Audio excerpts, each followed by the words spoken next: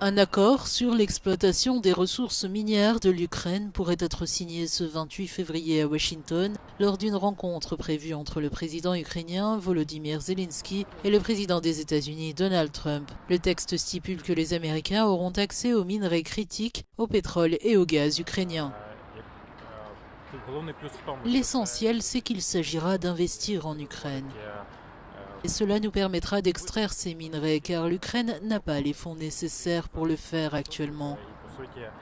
Tant que ces minerais resteront dans le sol, ni l'Ukraine ni les États-Unis, ni aucune autre partie n'en bénéficiera.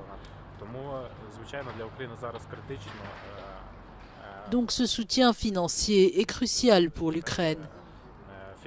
C'est l'une des ressources de financement en ces temps difficiles, même si cet accord n'est pas très équitable.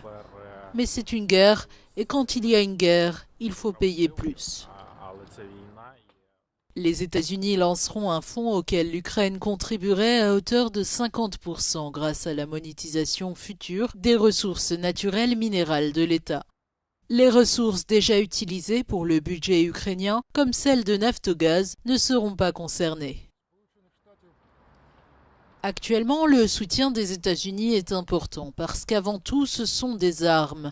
Sans cela, il sera très difficile de tenir le front. Mais nous ferons avec ce que nous avons.